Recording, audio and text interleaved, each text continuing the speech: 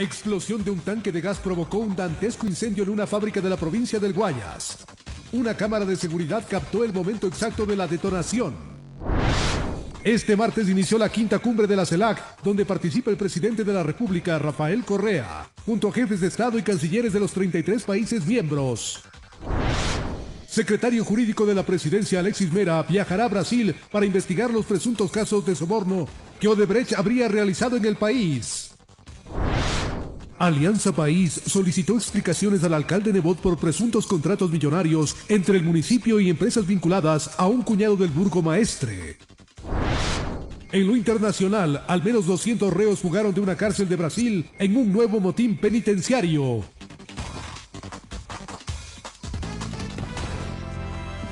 Amigos televidentes, tengan todos ustedes muy buenas noches. Un gusto informarlos a esta hora en el Comercio TV de las 19 horas. Bienvenidos. María Fernanda, buenas noches. Buenas noches, María Mercedes. Es un gusto estar nuevamente con ustedes. Nos pueden seguir a través de las redes sociales, TVC, el Comercio TV.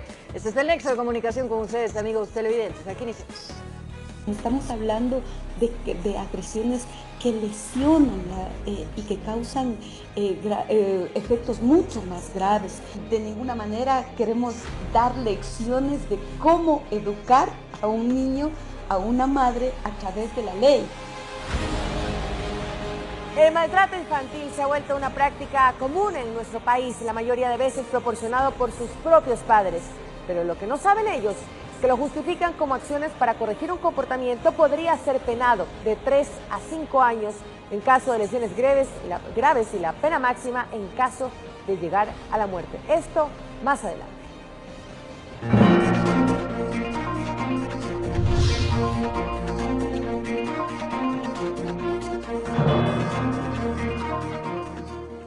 Iniciamos en este tema. Fiscalía vincula a 4 personas más en la investigación que se sigue por el supuesto delito de delincuencia organizada en actos de corrupción en Petroecuador. Entre los imputados está el exministro Carlos P., contra quien se dictó prisión preventiva, y Alex B., actualmente detenido. Por el supuesto delito de delincuencia organizada en actos de corrupción en Estatal Petroecuador.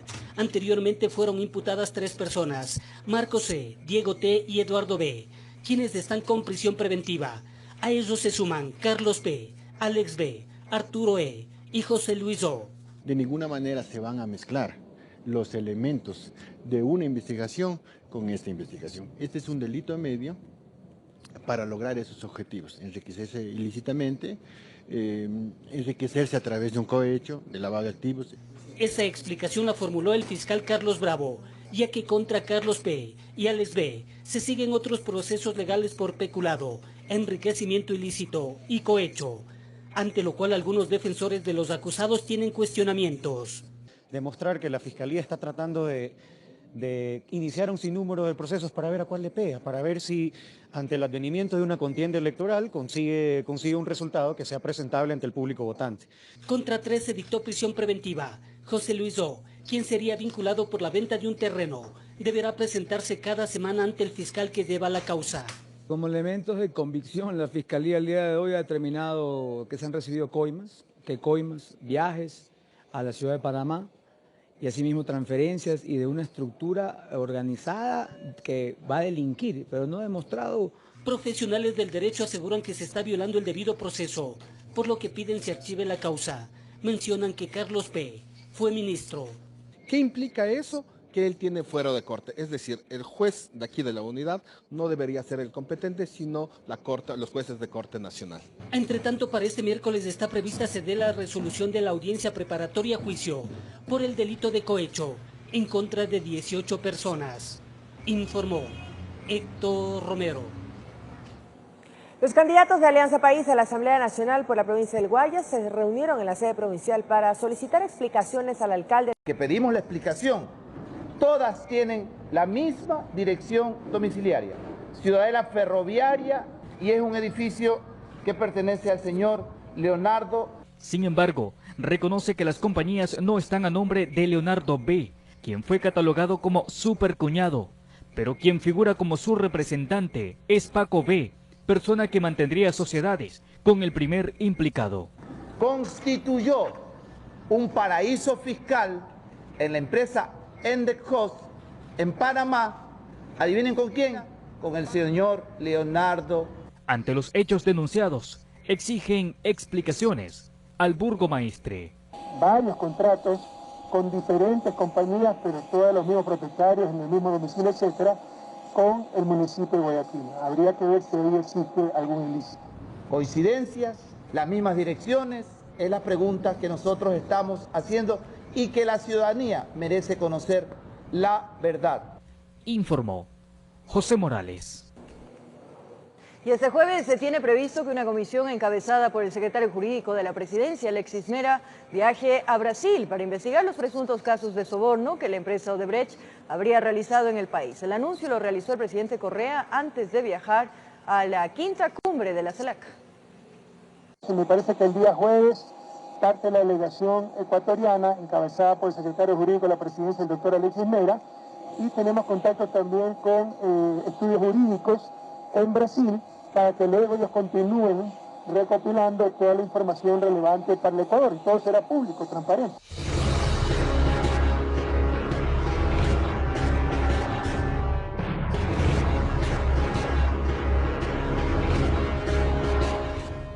Un ciudadano ecuatoriano fue detenido en el puente internacional de Rumichaca. Transportaba droga en un doble fondo de su maleta. Aparentemente la sustancia sujeta a fiscalización la consiguió en el vecino país de Colombia. Algo pasó cuando cruzaba de Colombia hacia Ecuador por el puente internacional de Rumichaca, como que los nervios lo traicionaron al ver la presencia de los policías, y dejó en evidencia que andaba apurado e inquieto. En una revisión técnica de su equipaje, uniformados del grupo Gema se percataron que la mochila tenía un doble fondo, donde había algo que no era parte de la misma. En tal virtud, pues el talento humano procedió a acercarse y realizar un registro minucioso y sistemático del equipaje del ciudadano antes mencionado. Tanto el sospechoso como el equipaje fueron trasladados al cuartel policial, donde confirmaron que en el doble fondo habían 2 paquetes tipo láminas que en la prueba técnica dieron positivo para marihuana. La droga alcanzó los 400 gramos y por tratarse de un hecho flagrante, el sospechoso fue entregado a las autoridades correspondientes. El señor no tenía antecedentes según lo que se pudo verificar hasta el momento de su aprehensión, no tenía ningún tipo de antecedentes. Estiman que el trabajo evitó la circulación en las calles de 1.200 dosis. La marihuana supuestamente estaba destinada para consumo interno y tenía que llegar hasta la ciudad de Ibarra. Mediante las entrevistas que se pudo hacer al ciudadano, venía desde la ciudad de Cali hasta Ibarra. Los puntos de frontera permanecen atentos, los correos humanos se mueven a pesar del riesgo que significa transportar alcaloide, informó Iván Casamen. 2 buses se quemaron en su totalidad en la vía E25 cuando viajaban desde la ciudad de Guayaquil hacia Quito. Varios pasajeros resultaron con heridas, mientras que el tránsito vehicular se interrumpió por más de 2 horas. A la feria, este carro se quema y no hay quien venga. Los 2 buses interprovinciales se consumieron por completo.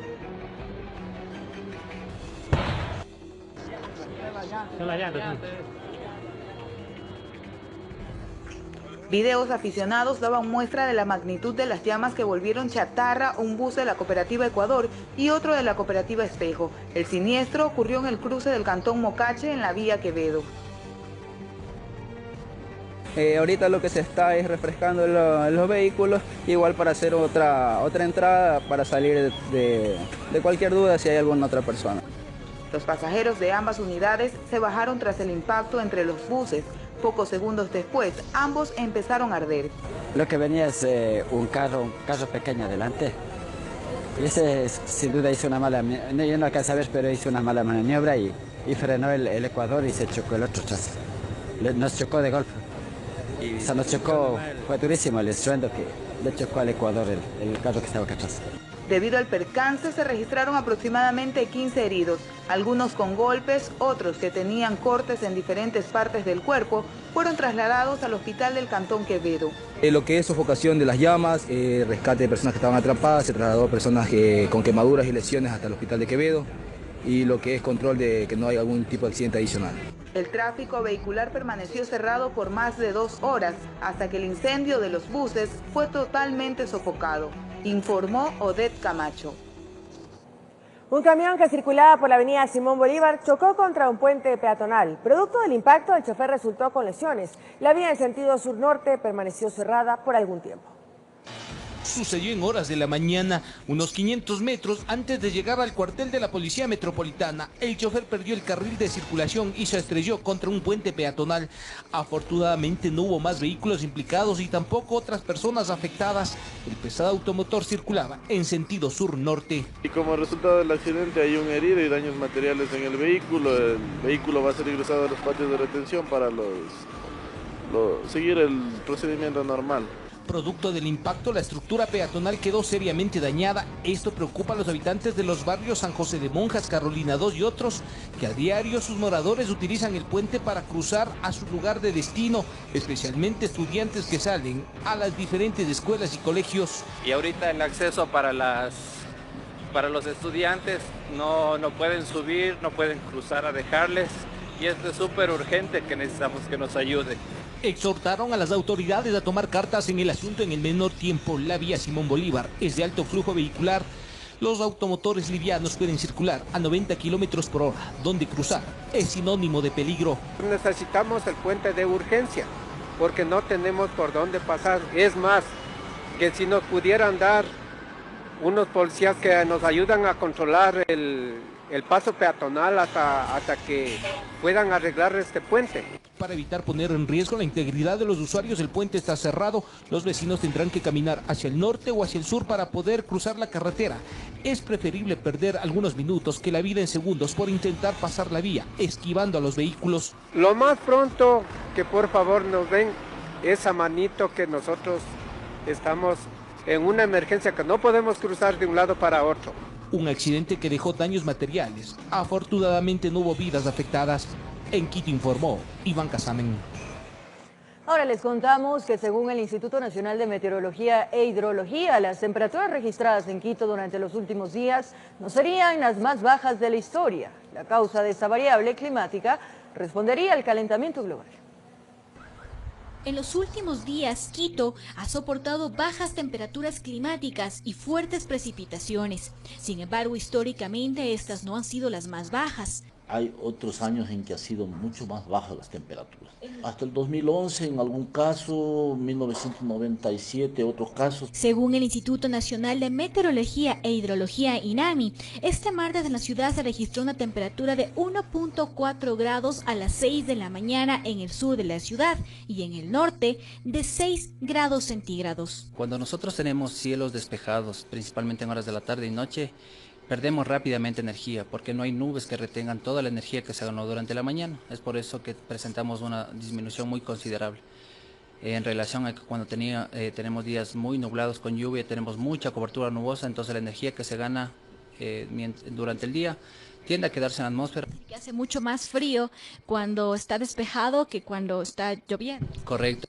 La temperatura incluso varía según el sector de la ciudad, siendo el sur el que registra más frío debido a su geografía. Zona sur por lo general es más fría debido a que presenta una mayor altura, mayor vegetación, mayor concentración de humedad, entonces la zona sur es mucho más fría que la zona norte. La zona norte tiene menor altitud, concentra otro tipo de suelo, la infraestructura, las edificaciones que se presentan acá en la zona norte concentra más energía. Esta variable también se presenta a nivel nacional. Durante los últimos días en la Tacunga se han registrado las temperaturas más bajas en lo que va del año. Las temperaturas mínimas han presentado una disminución muy considerable, principalmente en la parte norte y centro del Callejón Interandino, donde hemos tenido registros hasta de 0 grados centígrados en las últimas 48 horas. Mientras que a nivel mundial varios países también se han visto afectados por la ola de frío, que incluso ha ocasionado varios decesos, lo que según explican los expertos tiene una razón. El cambio climático está con nosotros. Sobre todo es más evidente en latitudes medias y altas. Debemos también comenzar un poco ya a prepararnos que estos eventos extremos como son lluvias intensas en un día o temperaturas muy altas determinados días, ya debemos comenzar a prepararnos para esto ya. Según la Secretaría de Seguridad, desde el 6 de octubre del 2016 al 22 de enero del 2017 se han reportado 148 eventos causados por las lluvias. 75 de ellos han sido por inundaciones, lo que hasta el momento ha dejado como saldo una persona fallecida, 2 heridos y 5 familias evacuadas. Informó Alison Corral. Disciplina significa enseñar, no golpear. Ese es el origen de la palabra, es enseñar. ¿Qué voy a enseñar? Enseñar a comportarse en la vida. Atención, según los expertos, la mayoría de casos de maltrato infantil es proporcionado por los propios padres a sus hijos. Lo justifican como medida para corregirles. ¿Cuál es la sanción de acuerdo al Código Penal? Se lo contamos en breve.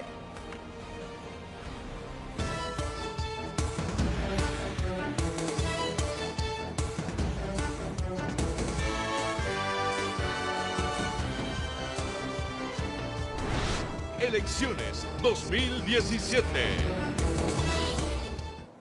El exauditor del Consejo Electoral y actual candidato asambleísta Néstor Marroquín presentó una demanda ante el Tribunal Contencioso Electoral en contra de los personeros del Registro Civil, a quienes acusan de ser los responsables de incluir en el padrón electoral a personas fallecidas.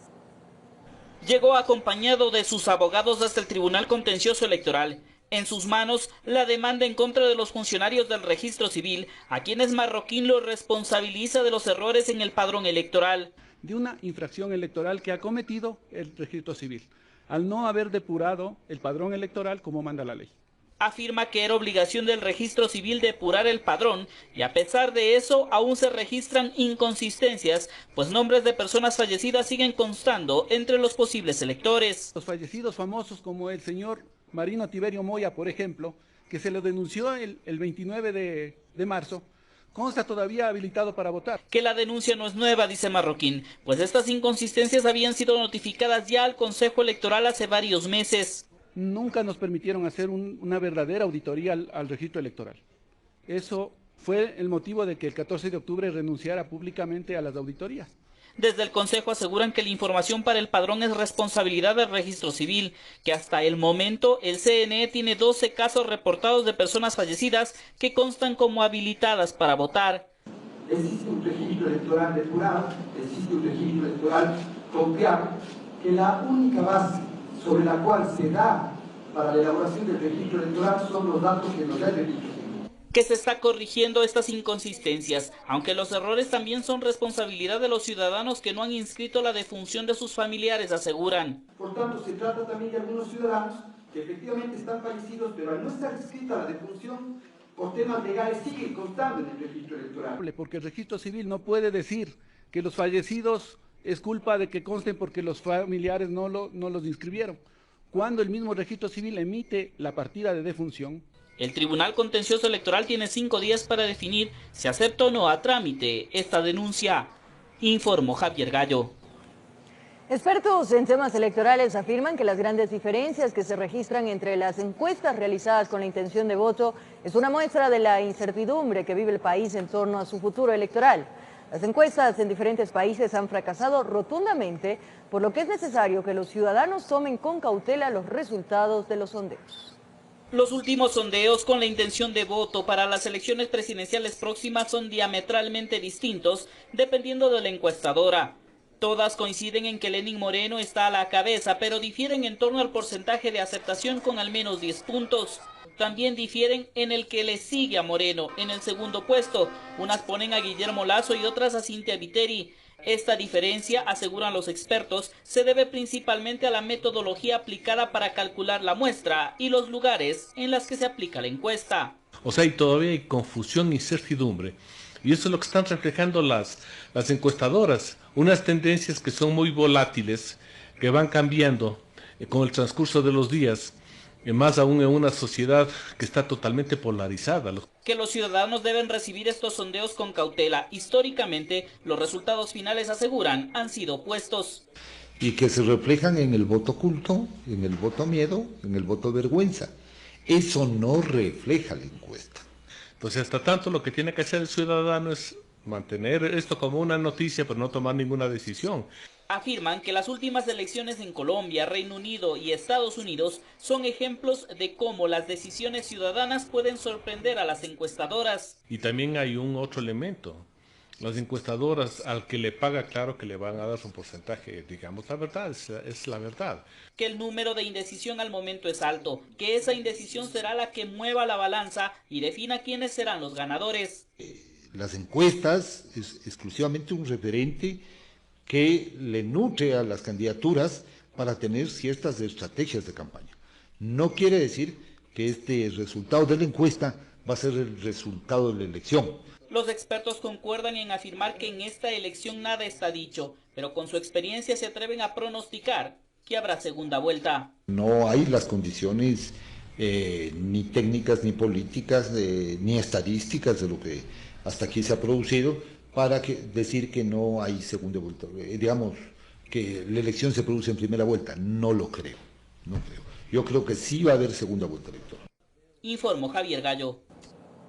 El candidato presidencial Guillermo Lasso estuvo en Santo Domingo. Allí realizó varios ofrecimientos especialmente para el sector del transporte.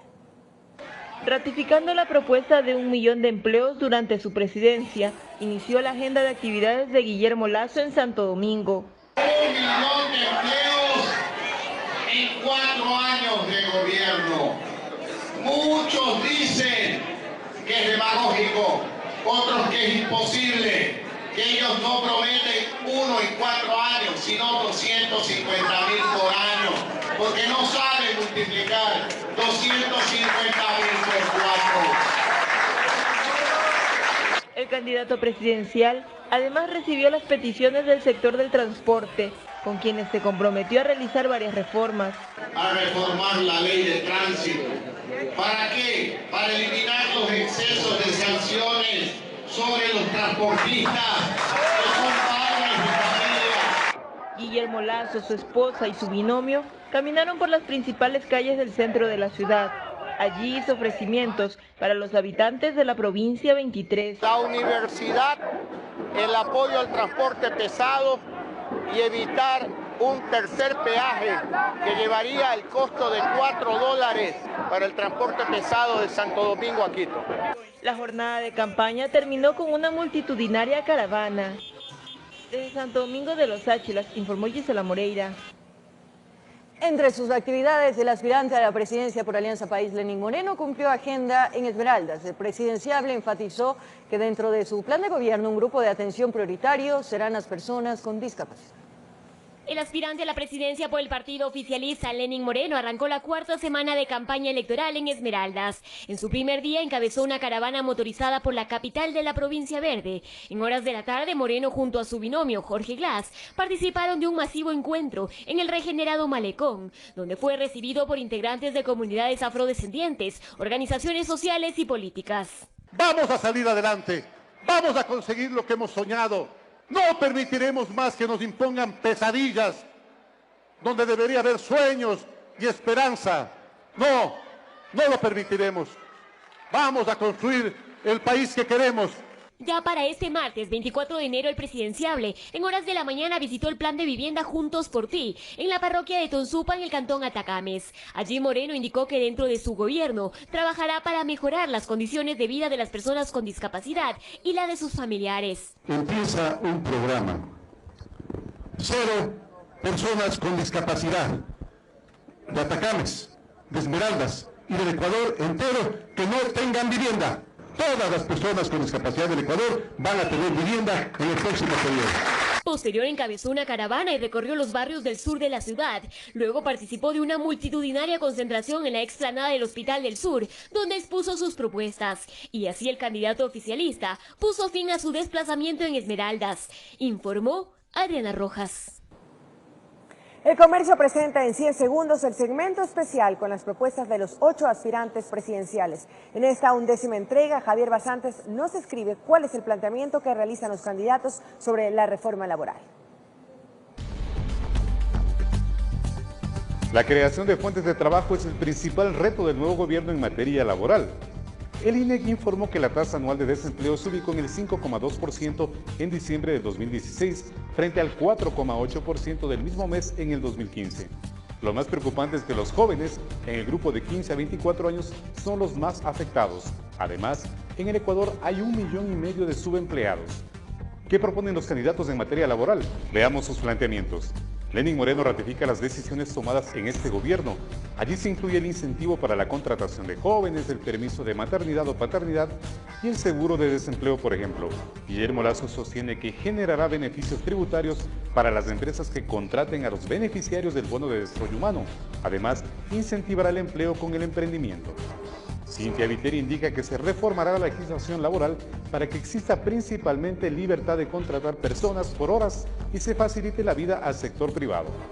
Paco Moncayo ofrece derogar las disposiciones legales y reglamentarias que discriminan y vulneran los derechos de los trabajadores, especialmente de las mujeres. Abdalá Bucarán asegura que se necesita una flexibilización laboral que respete el derecho de los trabajadores y que pare con figuras como la renuncia obligatoria. Washington Pesantes impulsará un diálogo abierto y diverso con los protagonistas para construir la economía del conocimiento que permita al Ecuador sintonizar con nuevas tendencias. Patricio Suquiranda propondrá políticas claras para el reclutamiento, selección, contratación, vinculación, permanencia y desvinculación del talento humano. Iván Espinel promete una flexibilidad laboral para darles a los empresarios toda la potestad para que ellos puedan producir más sin vulnerar ningún derecho de los trabajadores. Estas y otras propuestas de los candidatos las puede encontrar en elcomercio.com. Y usted podrá conocer más sobre los planes de gobierno en el diálogo presidencial que organiza Grupo El Comercio y que se transmitirá por Televicentro el próximo 5 de febrero desde las 20 horas. No se lo pierda. Televicentro y Grupo El Comercio estrenan esta noche el programa Diálogo Presidencial 2017, conociendo a los candidatos. En este espacio, los aspirantes a Carondelet expondrán sus principales propuestas de gobierno y analizarán temas en materia económica, política y social. Nuestra primera invitada, Cynthia Viteri, del Partido Social Cristiano. No se lo pierdan a partir de las 21 horas de esta noche por Televicentro, el canal de las elecciones. Estamos hablando de agresiones que lesionan y que causan efectos mucho más graves. De ninguna manera queremos dar lecciones de cómo educar a un niño, a una madre, a través de la ley. El maltrato infantil, una práctica común en el país, en la mayoría de las ocasiones proporcionada por sus propios padres, que lo justifican como acciones para corregir un comportamiento. Mucha atención, esto podría ser penado de 3 a 5 años en caso de lesiones graves y la pena máxima en caso de llegar a la muerte.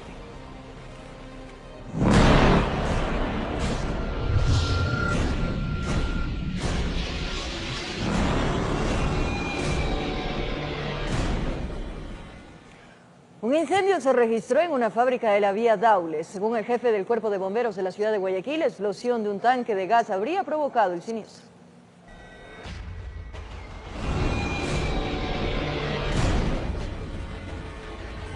De procesamiento de alimentos ubicada en el kilómetro 24 de la vía Daule. Este video de las cámaras Ojos de Águila de la Corporación para la Seguridad Ciudadana de Guayaquil capta el momento en que se dio la explosión. Realmente un incendio de grandes proporciones, ha explotado un tanque de gas de GLP. Este fue el que ocasionó el incendio en la fábrica. Decenas de unidades bomberiles de Guayaquil, Durán, Daule, San Borondón y Nogol acudieron a la emergencia. Explosiones una del tanque de gas y el resto realmente pues pequeñas explosiones, los tanques de gas pequeños, tanques de oxígeno, extintores, botellas de oxígeno que han reventado ya por la causa misma del incendio. Los trabajadores evacuaron rápidamente del lugar. Afortunadamente no se registraron víctimas. Hubo algunas personas con síntomas de asfixia que fueron atendidas inmediatamente. El dolor de cabeza, la presión baja. No tenemos ningún reporte de heridos, únicamente bomberos pues con síntomas de asfixia, cansancio. Cerca de 80 unidades y 400 bomberos acudieron al sitio de la emergencia. Alrededor de 2 horas tomó a los miembros de la casaca roja controlar las llamas. De acuerdo a un comunicado oficial de Beconza, fábrica de alimentos congelados donde se registró el incendio, las personas fueron evacuadas y están fuera de peligro. Ninguna persona sufrió daño. Estaban en mantenimiento No estábamos todos, porque solamente estaba un solo turno nomás, estábamos trabajando, estábamos todos. Porque, ¿Alrededor de cuántas? Unas 70 personas. Indica además en el comunicado que iniciarán las investigaciones sobre el origen del mismo. Informó Roselena Bastones. En otro ámbito de la información, este martes inició la quinta cumbre de la Comunidad de Estados Latinoamericanos y Caribeños CELAC, en la cual participa el presidente de la República, Rafael Correa, junto a jefes de Estado y cancilleres de los 33 países miembros. Una vez concluye el encuentro, el primer mandatario viajará a España e Italia. La tarde de este martes inició la quinta cumbre de la CELAC. Jefes de Estado, vicepresidentes y cancilleres de los 33 países miembros de la Comunidad de Estados Latinoamericanos y Caribeños construirá una declaración política que incluye temas como migración, desarrollo y el problema mundial de drogas. Pues el objetivo es que la CELAC sea una estructura que pueda representar a nuestros países en negociaciones internacionales. Ese paso integracionista reemplace la OEA, esa caduca OEA siempre dominada por los países hegemónicos, y el mundo del futuro es un mundo de bloques. Imagínense en OEA un país como El Salvador, un país como Ecuador discutiendo contra Estados Unidos.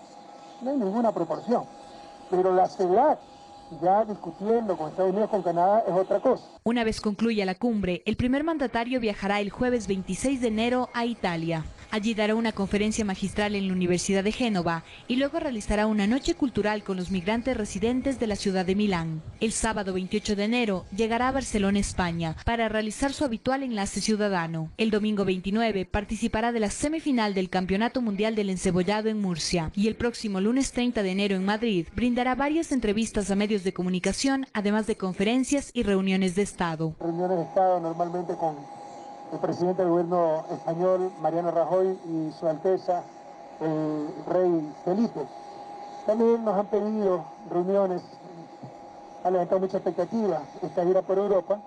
Varios alcaldes y alcaldesas de importantes ciudades de Italia y de España, por ejemplo, la alcaldesa de Barcelona. El primer mandatario llegará el martes 31 de enero al país. Este viaje es uno de los últimos recorridos que realizará en el exterior como presidente, informó Sofía Vintimilla. En República Dominicana avanza la quinta cumbre de la Comunidad de Estados Latinoamericanos y Caribeños CELAC. Los gobiernos de la región se plantean la incógnita del futuro de las relaciones con el nuevo gobierno de Estados Unidos. Con excepción de Brasil y Chile, la gran mayoría de los países latinoamericanos tienen como su principal socio comercial a Estados Unidos. Cada uno de sus movimientos tiene repercusiones en estas naciones. Es por eso que crece la incertidumbre en la región sobre el incierto futuro con la era de Trump. Dada la situación externa, un contorno internacional difícil, pero precisamente esa unidad en la diversidad es lo que hace de la América Latina una región muy particular. Este tema específicamente no está dentro de la agenda, pero definitivamente será algo a discutir. Porque hemos podido convertir a CELAC en un interlocutor, en el vocero regional por excelencia ante los actores más importantes de la comunidad internacional. Ayer el impredecible primer mandatario estadounidense anunció la salida de la potencia mundial del Tratado Transpacífico, poniendo en jaque el comercio con 11 países. En la mira tiene una renegociación del Tratado de Libre Comercio con México y Canadá y también uno similar con Centroamérica y República Dominicana. Además de esto, ya anunció sus primeros movimientos en política de migración, algo que deberán discutir los líderes regionales durante la cumbre. Los países miembros de la CELAC suscribirán 20 resoluciones individuales, incluida una para pedir el fin del bloqueo impuesto por Estados Unidos a Cuba. Hasta ahora se confirmó la asistencia de Bolivia, Colombia, Cuba, Dominicana, Ecuador, El Salvador, Guyana, México y Venezuela. Chile, Argentina y Brasil anunciaron previamente su ausencia. Informó Carolina Basante. 64 millones de dólares se pagarán a 9 universidades con las que el gobierno tenía una deuda pendiente. 32.9 millones será en efectivo y el resto en certificados de tesorería. Así lo informó Patricio Rivera, ministro de Finanzas, quien firmó un convenio con ellas. En el acto no estuvieron representantes de la Universidad Andina, pues a ellos aún no se les pagará lo adeudado. La mañana de este martes, el ministro de Finanzas, Patricio Rivera, firmó un acuerdo con 9 universidades del Ecuador para realizar el pago de los rubros que se tenían pendiente con ellas. El monto a cancelar ascendería a los 64 millones de dólares, dejando así extinguidas las obligaciones que se tenía con este sector hasta el mes de febrero del año en curso. Todos ustedes conocen que el año anterior fue un año excepcionalmente difícil. Afortunadamente, en este momento ya tenemos recuperación económica en varias variables y parte de esto es ponernos al día con las deudas que mantenía el Estado ecuatoriano con algunas entidades. Con este acto se regulariza la asignación de fondos estatales que las universidades cofinanciadas y la Flaxo hemos dejado de percibir de manera regular desde el año 2016. Las universidades con las que se suscribió el acuerdo son la Universidad Católica de Cuenca, la Universidad Azuay, Católica Santiago de Guayaquil, Laica Vicente Rocafuerte de Guayaquil, UTE, PUCE, Politécnica Salesiana, Técnica Particular de Loja y la Facultad Latinoamericana de Ciencias Sociales, no así la Universidad Andina, quien no firmó el convenio y tampoco estuvo presente en el acto. Rivera explicó el porqué. Y para nosotros es fundamental que antes de seguir haciendo asignación de recurso público por cualquier concepto, cualquier entidad público-privada que reciba recurso público, primero aclare sus situaciones, por decirlo de alguna manera, que restan por aclarar con la Contraloría General del Estado. La transferencia se realizará en efectivo por $32,9 millones, 25 por la deuda pendiente y 7,9 millones por la cuota de enero del 2017. Los restantes, es decir, $31,1 millones, se transferirán a través de certificados de tesorería. En Quito informó Andrea Orbe. La Fiscalía continúa con la investigación del presunto secuestro de 11 militares a manos de habitantes del pueblo quichua de Sarayacu de Pastaza.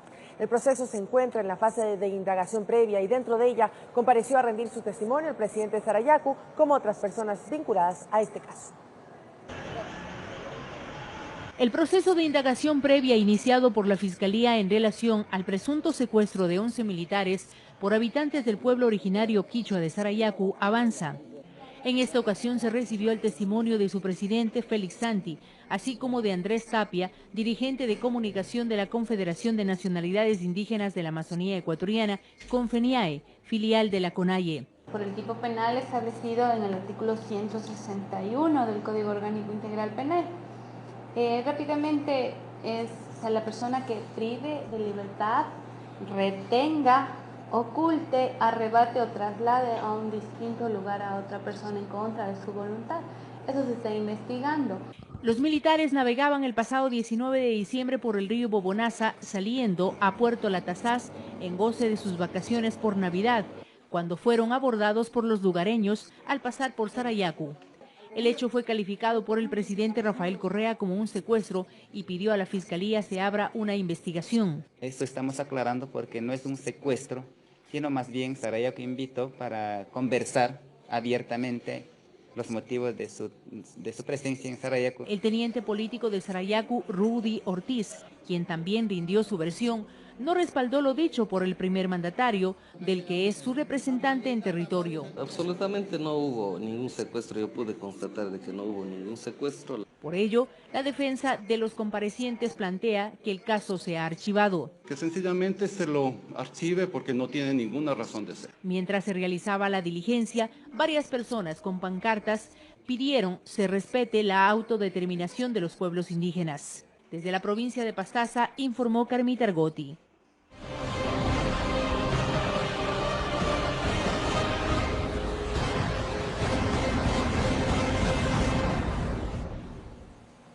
Como le anunciamos, una segunda entrega de este tema preocupante es que los altos índices de violencia contra los infantes han inspirado una ley para sancionar severamente a quienes causen daños graves o la muerte de los menores producto de los castigos físicos.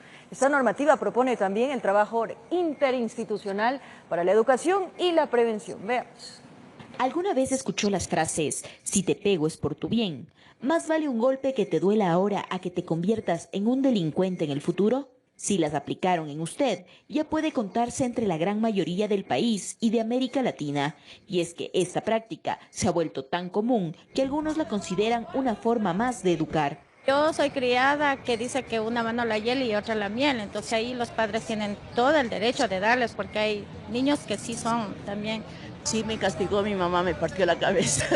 Los castigos físicos han llegado al extremo de transformarse en torturas o en casos más graves han llevado a la muerte a los menores. Es por esto que la asambleísta Marisol Peñafiel ha propuesto un proyecto de ley a la Asamblea Nacional para sancionar con severidad y de manera ejemplar a quien cometa este tipo de actos. Estamos hablando de agresiones que lesionan y que causan efectos mucho más graves. De acuerdo a las lesiones, de acuerdo a lo que el nuevo Código Integral Penal determina, de 3 a 5 años, de 5 a 7 y hasta llegar hasta los 25 años. Y si hay agravantes, igualmente la pena máxima. Esto ha causado varias preguntas entre la ciudadanía que cuestionan sobre quién tiene o no derecho de castigar a los menores ante una falta. Debe castigarle, pero no como castigan bárbaramente, a veces castigan demasiado fuerte. Hay gente, madres que les queman las manitos, les queman las piernitas. ¿Que por qué hace eso? No, castíguele, converse y aprenda a reprender. Lo que se trata es de garantizar los derechos de los niños, de las niñas. De ninguna manera queremos dar lecciones de cómo educar a un niño, a una madre, a través de la ley. Para el especialista Giselle Echeverría, hace falta mucho trabajo y capacitación en el tema de educar. Pero no solamente tiene que quedarse en una ley que sancione el maltrato o la violencia. Tiene que también a la par tienen que existir programas de educación para la prevención de la violencia. Por eso hace énfasis en la comunicación como pilar fundamental de la familia. Disciplina significa enseñar, no golpear. Ese es el origen de la palabra, es enseñar. ¿Qué voy a enseñar? Enseñar a comportarse en la vida, a comportarse de tal manera que puedas sentir que te respetas a ti mismo, que vas a hacer que los otros te respeten y que de igual manera vas a respetar al otro. Esta ley está en el análisis previo a ser debatida en el Pleno de la Asamblea. En Quito informó Andrea Valareso. Disciplina, enseñar en la vida y no con castigo ni mano dura como estamos acostumbrados la mayoría a escuchar, la forma de cómo hemos sido criados la mayoría de los ecuatorianos. Que no se quede justamente en esta ley que se está proponiendo, sino sobre todo, como decía la especialista, en una campaña de educación para que los padres y los hijos puedan encontrar ese entendimiento y no se lleguen a estos terribles castigos que en algunos casos se presenta hasta la muerte. Interesantes reportajes que hemos visto aquí en la señal de Televicentro, porque trabajamos para ustedes, ciudadanos, temas que son de su interés, porque de acuerdo a los expertos dicen que los padres replican situaciones que vivieron en su infancia. Sin embargo, esa no es justificación, María Mercedes, y ya hay una pena máxima de 3 a 5 años en caso de lesiones graves y la pena máxima en caso de llegar a la muerte. Tomemos conciencia en este tipo de casos.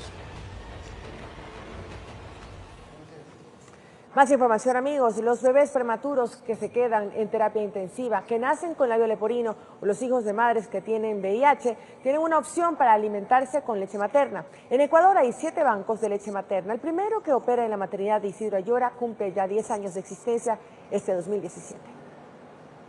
En Ecuador este 2017 se cumplen 10 años desde que se creó el primer banco de leche materna en Quito. En la capital han empezado a funcionar otros en los hospitales Calderón y Luz Helena Arismendi en el norte y sur de la urbe. Pero aún depende del sistema de pasteurización de la maternidad Isidro Ayora. En el país hay más bancos en otras 6 ciudades. La leche que se recolecta en los bancos no se vende. Las madres de los recién nacidos en la maternidad Isidro Ayora acuden al banco y con un extractor eléctrico se sacan la leche, que luego es sometida a un proceso para asegurar su idoneidad. Todo se recoge y sirve para alimentar a los bebés del área de patología neonatal. Se trata de niños prematuros, con madres con VIH y otras patologías que no les permiten lactar de forma natural. Pero yo vengo todos los días al banco de leche para que cuando el día que tenga que succionar mi nena, yo tenga leche para poderle alimentar. Lo primero que hacemos es fomentar, promocionar y apoyar a las madres para que tengan una lactancia exitosa con sus propios hijos. Luego, extraer leche de aquellas madres que no pueden dar el seno directamente a sus bebés, porque esos son prematuros o están con alguna enfermedad, que nacieron con alguna enfermedad, hasta cuando esos niños estén en condiciones de succionar. En Ecuador, el 43% de niños lacta de manera exclusiva hasta antes de los 6 meses, según la última encuesta nacional de salud y nutrición. Los bancos de leche materna son una estrategia para reducir la mortalidad infantil y proteger el amamantamiento. Entonces lo correcto es que la mamá ponga la mano así para que el niño abarque todo el pezón y la areola. Y de esa manera el niño succiona y el pezón va atrás del paladar, para que el niño saque la leche con la lengua. En cambio, si le damos solo el pezón, el niño muerde con las encías y lastima a la mamá y hace que el niño no se alimente bien. Con un trabajo periodístico de Mariela Rosero, informó Roberto Peñafiel.